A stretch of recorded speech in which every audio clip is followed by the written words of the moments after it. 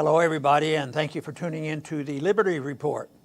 With me today is Daniel McAdams, our co-host. Daniel, good to see you. Happy Monday, Dr. Paul. How are you? Very good. Did you have a good 4th of July? Yes, I made a lot of vitamin D out by the pool. That's it. I was impressed with Sardi's report the other day how quickly vitamin D builds up in your system. And I'm a doctor, you know. And I didn't know it was so rapid. Yeah. I knew the values of vitamin D, but it is very, very rapid. And that's why, and I happen to have been converted very strongly, although I always believed in the vitamin Ds and vitamin Cs. But I think getting dosages right is the important thing. That's why I think Sardi is a good writer, Bill Sardi. If anybody wants to keep up with what's going on with the coronavirus. But anyway, today I want to follow up because we've talked about this so often. That is statistics. Yeah. You know, how many cases are there? How many deaths are there? And we've mentioned so many times that they're concentrating on the wrong number.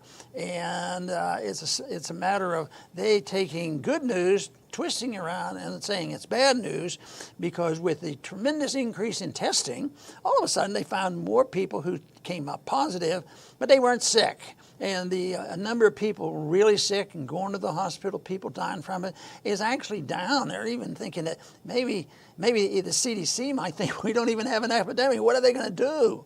You know, in the meantime, what they do is they change the rules and the definition so that they have more people that they can sign up that has the virus. And of course, we mentioned it early on that the way they were measuring the deaths, all you had to do is measure positive, and you die from getting in a car accident, you might still be registered as a coronavirus death. So right now, they have talked about changing the definition, make it very open and easy to list somebody as having the infection. Yeah. But that means they came up positive, but it might not even be that much. They might have just had symptoms, and people generously are told.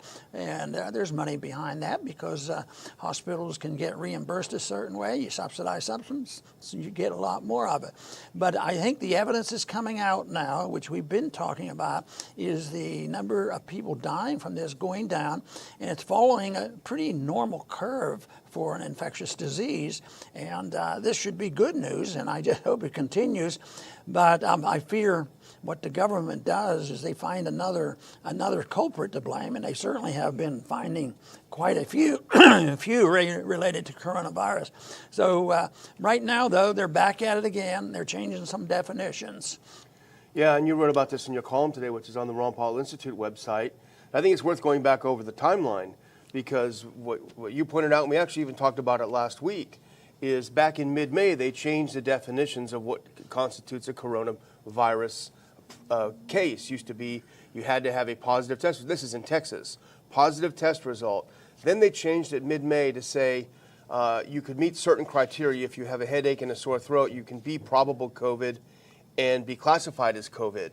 And then also the people around you, up to 15 people, family members, neighbors, they're also probable COVID automatically, as you pointed out. And so with that, obviously, and plus that, and also spiking the tests in Texas are going through the roof. So you combine those two things, and what happens, you get a spike of quote-unquote cases because you're adding what it means to be a case.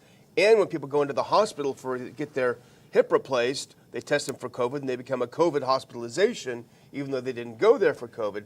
So all this happens, and then the Governor Abbott moves, and he moved on July 2nd after saying, I have no authority to mandate face masks. Just a few weeks ago, he did just that. He mandated face masks on the 2nd. And of course, that didn't satisfy the Lena Hidalgos of the world, the Harris County judge. She said, that's not enough. You got to lock down again. So that's what's happening in Texas. By the way, Governor Abbott's, and I wrote about this on the Ron Paul Institute website too, Governor Abbott's mandating of face masks is not what it seems, because here is the part of it, Dr. Paul, where he talks about what you have to do. Every person in Texas shall wear a face covering over the nose and mouth when inside a commercial entity or other building or space open to the public, or when in an outdoor public space, and here's the key phrase, whenever it is not feasible to maintain 6 feet of social distancing. So even though the media sold it as Abbott mandates face masks, he didn't. Even though what he did is bad, he kind of weaseled on his words because he's basically saying if you go somewhere you can't social distance, you need to put a face mask on, but that's not how it's being sold. Yeah, but that's the way it's been accepted too. Yeah, it's being sold, and then the propagandists get going, and they're not on our side, so they use that, and lo and behold, people become very, very obedient because they throw in a bit of fear.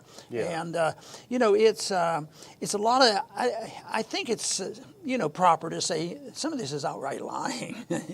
It's deceitful, and it's not telling us the truth, and they have it there. If they aren't fibbing and lying, then they're really stupid, and there may be a little bit of that too. Yeah. But they do this, but the general public, if you test the public believes the government most of the time lies to it. Yeah, they're smart. And yet, all of a sudden, anything like this, and I mentioned already the fear issue, they stir up the fear, and people are just rolling over and doing it. And to me, the great symbolism of capitulating to the government, because I don't believe they've been helpful, is the face mask and social distancing. Yeah. They've never proven anything on it. It has nothing to do with science. They haven't proved it on science, and they haven't been able to defend it legally. They haven't been able to defend it on civil liberties or the Constitution, and yet there's this hysteria, and I think it's part of the fact that in spite of their questioning government, they also have ingrained the safety net. Everybody has a safety net. Big business has it. Mm-hmm. People get sick have it. Everybody's out of work has it. Everybody who needs something has it. And it's ripe for socialism. And it's ripe even for the radical Marxists to come out. So there is a mixed bag there. But it's a shame that when people tell outright lies, we wouldn't get more supporters. But they're getting awfully aggressive when you see, the militant black movement separating themselves. They think that Black Lives Matter is not radical enough, and they're separating, and they are really aggressive, and they're very racist. And you'd think people say, well, maybe we should question more of this. Maybe we should look at the facts. Hopefully, we're able to provide some of those facts that they might be looking for. Some counterfacts. The thing, I was in Houston, I drove through Houston yesterday, and I don't often do that anymore because it's more like a lockdown city. But I tell you, Dr. Paul, and you mentioned this too, the signs are everywhere. Get tested. Free test. Get tested. 15 minutes. Get tested. The other sign, there are two kinds of signs. There's those, and then there's the ones of the mayor of the city and other city officials with the thing over their head. Wear your face mask. Put on your face mask. Mask up. And it's always the implication is if you care about other people, you'll put on a face mask. So if you refuse, if you're one of those bad people who refuse it, you just hate people, is the idea. But the thing about Houston, the thing about the U.S. is what happened to deaths. That's how you opened up. And let's go to the first graphic because this points out very well what's happening, and this is the thing they don't want to talk about. The graph going straight up is the number of tests and the number of positive cases, confirmed cases, and the line going down is the number of deaths. The deaths continue to increase. In fact, I think you pointed out there are 90% less deaths. Deaths have reduced by 90% since the peak back in April. And let's look at the next graphic. These are fresh from today. This next one is. This is the second wave, Dr. Paul. Look at the daily deaths in the U.S. In fact, both Saturday and Sunday were way down. And what we will expect is probably today you'll see an increase in reporting, and so you see a small spike. But each one of those Monday spikes is getting less and less in the U.S. Let's even go to Texas, where Governor Abbott panicked. And so there was an increase around June 30th in daily deaths. And I suspect that's because, as the Houston doctors said, people are going in much sicker because they didn't go in when they had their heart attack and stroke. They would go in and get a COVID diagnosis even though they weren't in for COVID, and they ended up dying. But even that so-called spike around the 30th, we're seeing about 5 or 6 days of continual decline in deaths in Texas. So it's pretty obvious what's happening and what's not happening. if this second wave fizzles on them and they have to admit it, then what they'll do is they'll ignore it. They'll start talking about the third wave, the fourth wave, or a new virus, and they've admitted that they have to be planning for the next one, and they're establishing the principles here.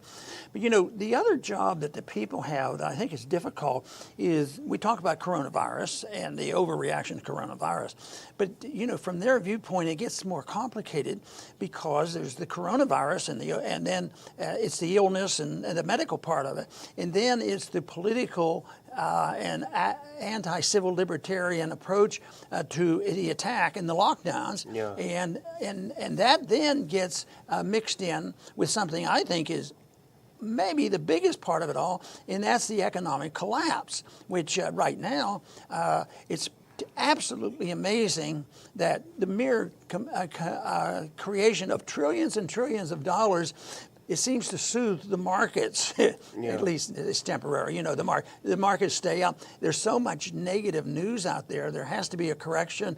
And if you look at the debt and all this activity that we're doing, another record amount of money they're sending to the people. No matter what is necessary, they're going to send the money.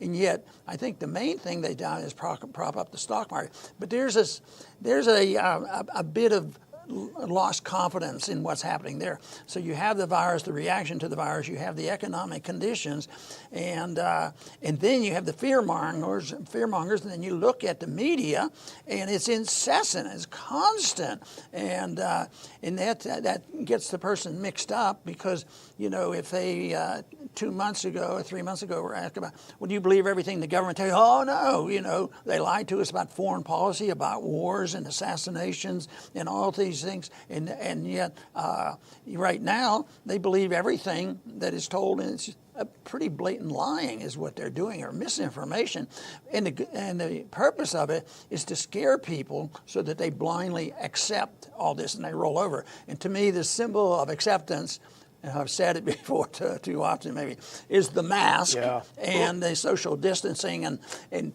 arresting people sitting on a beach by themselves, all the crazy nonsense that went on. And then now there are some pretty good stories out there now, and people ought to look for them. People who have scientifically challenged the insanity of the face mask. Yeah. That is probably much worse. It does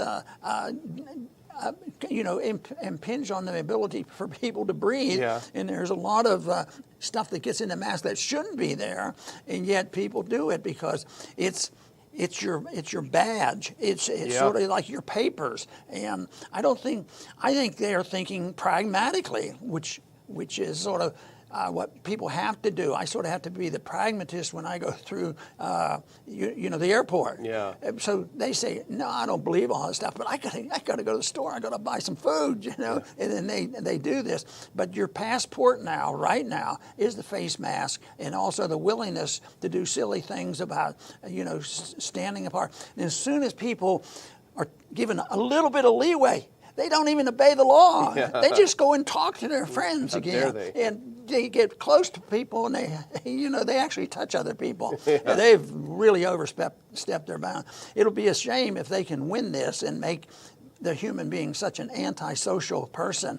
But right now, they have a ways to go. But in the meantime, they're going to annoy the living daylights out of a lot of us. Our good friend Bob Wenzel had a piece up. We talked about it before the show. Basically, he said, wearing that mask and breathing all that stuff you're supposed to get rid of is like drinking your own urine. So that doesn't sound too byproducts. Yeah, it doesn't sound too appealing. But the fact is, people naturally keep a social distance from each other. Certain cultures are closer than others, but people naturally don't cough on each other or sneeze on each other. Once we're past the age of being a toddler, you're taught as a kid. Cover your mouth, move away. So this whole idea of reinforcing something that people already know, but the mask is. You're right, it is like a Soviet internal passport because you can't do business, you can't buy your food, you can't do anything unless you put that mask on, at least down here in Brazoria County and actually throughout Texas now. And it really is sad. But in the meanwhile, let's return back to the world of reality.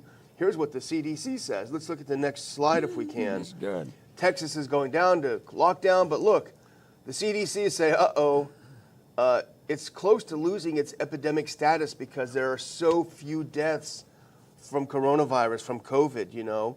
And this is a report about it, but let's do the next slide. And this is from the CDC website. I just visited it this morning.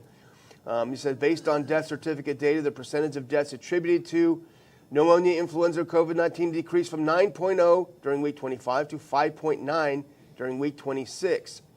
This percentage is currently at the epidemic threshold. So that means it's declining, and it's at the epidemic threshold. But never fear, Dr. Paul, that great employee, that great consultant, that great board member of all the big pharma companies, he was on TV today to say, don't listen to the CDC. They're a bunch of nuts. He actually used to run it, but here he is. Here's our good old friend, Scott Gottlieb. We're now in the second wave. Oh, no, he was the FDA commissioner. Sorry. But, yeah, so the CDC says, gosh, it's not even an epidemic anymore. And poor old Scott Gottlieb, he's just dying to get that vaccine out so he can make a bunch more money. It's the second wave, says the doctor. And it is sad because of the, the gullibility of so many people. They're anxiously waiting for it, you know. And this whole thing that you already described, the automobiles lining up for miles and miles and miles to get this free test. Yeah, free. You know, if people ask me, I say, if you're not sick, don't bother, with a test. What's it going to do? Use common sense. Yeah. And that's the big thing. But even the treatment is pretty much common sense too. And I think back so often to how communicable diseases were treated 30, 40, 50 years ago, and they came and people were treated sometimes deliberately and get immunity. And we know more now about the prevention. How zinc is beneficial, and vitamin D, vitamin C, and a little bit of good common sense dealing with people. But no, that's not enough. We have to have the people who are all wise and to tell you, and it's more important for them to have their stature than it is for us to have our liberty. Civil liberties is way down on the list. I don't think it ever comes up, when there's a discussion going on. Have you ever thought about this? And there was some interview, I think Tucker may have had somebody on, a governor, and he said, no, we never Yeah, thought the about governor of that. New Jersey, yeah. I we never thought about that. Oh, you mean that's involved? Yeah. But at least he was honest, and Yeah. that's the way it was in Washington. If I tried to pin somebody down in a quiet conversation, and I'd press them a little bit like that, and he says, I think you might be right, but I've never thought about that. I don't think people care about that. Yeah. Well, speaking of an actual wise person, let's look at the next clip, Dr. Paul, because I found this tweet this morning. Our good friend Thomas Massey, words of wisdom from the congressman from Kentucky. A lot of people keep forgetting that flatten the curve was about slowing the spread of COVID, not stopping the spread, and not reducing the number of people who eventually get infected. It was about avoiding overwhelming medical resources until herd immunity is reached. Thank you, Representative Massey, because they completely changed that too. Yeah, and people have a short memories there, and that's why I guess they can go back and forth from thinking the government is untrustworthy to just boiling over and doing whatever they say. But I still think that the information is out there. Anybody, and I'll bet you our viewers generally know what's going on, and they'll look, or if they want to challenge us, they can find it. Yeah. It's out there, and I think there's some fantastic studies on this. It's just, everybody has to help spread the message. Everybody's capable of spreading the message. And of course, my rules on that is it never can be done by arguing with people. Yeah. I've learned that a long time, arguing about it, especially if somebody is tied up in emotion. But I think the facts and figures are there, and people will eventually see the statistics and the facts are in our direction. I think they're going to come around to saying, hey, look, these people went, 20,000 people showed up at the beach. We haven't heard of anybody dying yet, from going to the beach. And if you add up how much vitamin D did they get, and I think it's interesting to know that 30 minutes in the sun a day is beneficial. Your vitamin D machinery is working pretty fast, and we have a lot of sunshine lately, so we've been okay. Yeah, we've been okay. And what no one will talk about, and I was just reading a tragic article before the show, Dr. Paul, in Albuquerque. 11-year-old boy, he had to stay home because of the COVID. couldn't go to the store with his parents, couldn't do anything. Sadly enough, he committed suicide. 11-year-old boy. I was just reading about it just now, and it's heartbreaking. And this is happening a lot more, thousands of times more. But nobody wants to talk about that. They just want to talk about how selfish we are because we don't put a mask on, you know. But I've been wanting to put this next graphic up for a while because I absolutely love the title so much. I finally had the chance to put it up today, Dr. Paul, and I put it up by way of contrast. So let's put up the next clip. This is from June 25th, Santa Cruz, California, you know, California, the left coast. Santa Cruz County lifts beach closures. Quote, people are not willing to be governed. So they just threw up their hands and said, you know what?